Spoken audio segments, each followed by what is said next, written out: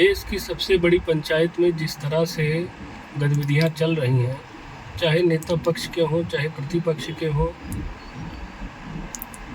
कहीं भी ये नहीं लगता कि किसी महत्वपूर्ण मुद्दे पर चर्चा परिचर्चा हो रही हो।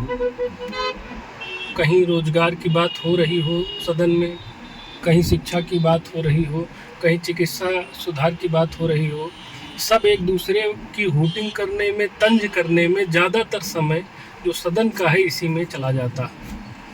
अभी नेता प्रतिपक्ष राहुल गांधी खड़े होकर सदन में चर्चा करते हैं कि फला रिपोर्ट में, फला इस बजट को बनाने में इतने अधिकारी हैं, उन अधिकारियों की ये जाति है, इसमें ओबीसी नहीं है, इसमें एससी नहीं है। जो नेता हर बात में, हर काम में जातियों को ढूंढता हो और जनता को मूल उद्देश्य से भटकाने के लिए सदन में, देश में आप जातिगत जनगणना की बात करते हैं। अभी अनुराग ठाकुर जी ने आपको बखूबी जवाब दिया है कि जिसकी जाति का उसे खुद ना पता हो, वो जातिगत जनगणना की क्या बात करेगा। इसके आगे मैं ये कहना चाहूँगा कि जातिगत जनगणना एक षड्यंत्र है। बिहार में जातिगत जनगणना हुई है तो उससे क्या लाभ मिल गया है लोगों को? ईमानदारी से बताइए। आप ये बताना चाहते हैं कि किस जाति की संख्या ज़्यादा हो गई है, किस जाति की संख्या कम हो गई है। लोकतंत्र को भीड़ तंत्र में परिवर्तित करने का जो षड्यंत्र आप चलाना चाहते हैं, ये कामयाब नहीं होगा। तो आप तो ये इस तरह से तो सभी जातियों में एक होड़ लग जाएगी कि क्यों ना अपनी संख्या ज़्यादा बढ़ाई जाए। संख्या हमारी ज़्यादा होगी तो सत्ता में हमारी भागीदारी होगी। हम इस तरह क्यों नहीं सोचते हैं एक देश के तौर पर, एक राष्ट्र के तौर पर, कि अगर हम में मेरिट होगी तो हम किसी भी जाति के होंगे, किसी भी धर्म के होंगे तो हम आगे बढ़ेंगे। हम मेरिट को बढ़ाने में क्यों नहीं प्रयास करते हैं, कि मेरिट के लिए क्यों नहीं काम करना चाहते हैं? आपने ग्लोबल इंडेक्स देखा है भारतीय शिक्षा का क्या स्तर है? आपने चिकित्सा का स्तर देखा है ग्लोबल इंडेक्स छोड़ दीजिए, स्थानीय स्तर पे आप रायबरेली से जीते होंगे कई बार। रायबरेली आपका गढ़ रहा है। रायबरेली में चिकित्सा व्यवस्था जाके देखिए। हर सरकारी अस्पताल के सामने प्राइवेट अस्पताल फल फूल रहे हैं, प्राइवेट मेडिकल स्टोर्स फल फूल रहे हैं। सरकारी अस्पतालों में जाइए तो कहीं स्ट्रेचर नहीं है, कहीं डॉक्टर नदारद हैं। हम लोग आए दिन इसको देखते हैं, कोई नई बात नहीं है। कोई भी किसी भी सरकारी अस्पताल का आप निरीक्षण करके देख लीजिए, चीज़ें सामने आ जाएंगी। मशीनें बिगड़ जाती हैं तो कोई बनाने को नहीं आता है, दवाएं बाहर से लिखी जा रही हैं, और आप जातीय जनगणना में उलझाना चाहते हैं समाज को, देश को और कितना बांटेंगे? एक बात ध्यान रखिए, देश को बांट करके आप वोट बैंक की राजनीति कर सकते हैं, अपनी सत्ता की मलाई खा सकते हैं, लेकिन देश को चलाया नहीं जा सकता है। अटल बिहारी वाजपेयी जी ने बड़ी सुंदर बात कही थी कि हर परिस्थिति में सत्ता का खेल चलता रहेगा, सरकार बनेगी बिगड़ेगी, लेकिन ये देश रहना चाहिए। हमें उनसे सीखने की जरूरत है। निज स्वार्थ इतना संकीर्ण हो जाए कि हमको देश न दिखाई पड़े।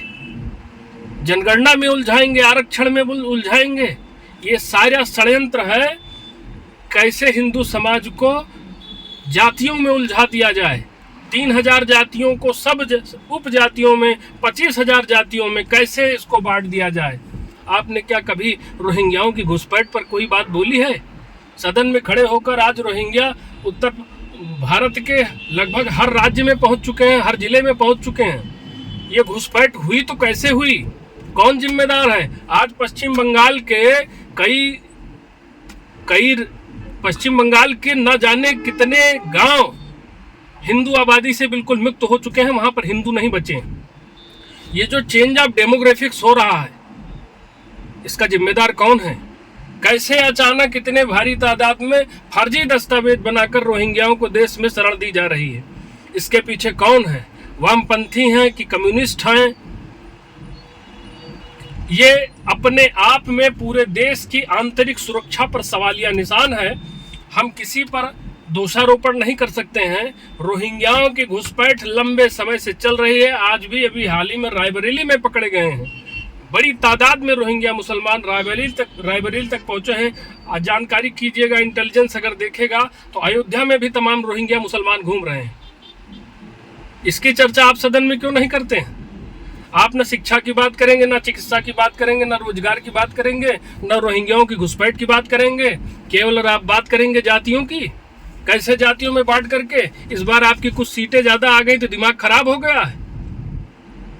जनता आपका चरित्र भूली नहीं है। आपने इस देश के साथ क्या किया है, आपातकाल लगा करके देश के संविधान के साथ जो आपने छेड़छाड़ किया है, देश की जनता के साथ आपने जो किया है, वो हम लोग भूले नहीं हैं। थोड़ी सी सीटें जो आपको आई हैं, सारे बागड़ बिल्ले मिल करके जिस तरह से चुनाव लड़े और उसका आपको लाभ मिल गया, तो ये मत समझिए कि आपने बहुत अच्छा काम किया था इसलिए आपकी सीटें बढ़ गई हैं। समय आने पर इसका परिणाम आपको मिलेगा। अगर थोड़ी सी भी शर्म बाकी है तो सदन में महत्वपूर्ण विषयों पर चर्चा कीजिए। विपक्ष का एक कर्तव्य होता है कि जो सत्ता पक्ष है उसका सकारात्मक आलोचना करें, सकारात्मक आलोचना, और सरकार को बेहतर कार्य करने में, बेहतर तरीके से नीतियां बनाने में, उसको संपादित करने में, क्रियान्वयन जमीनी स्तर पर लागू करने में अपना सहयोग प्रदान करें। विपक्ष की यह भूमिका होनी चाहिए। विपक्ष का यह कार्य नहीं है कि देश को तोड़ने का षड्यंत्र करे।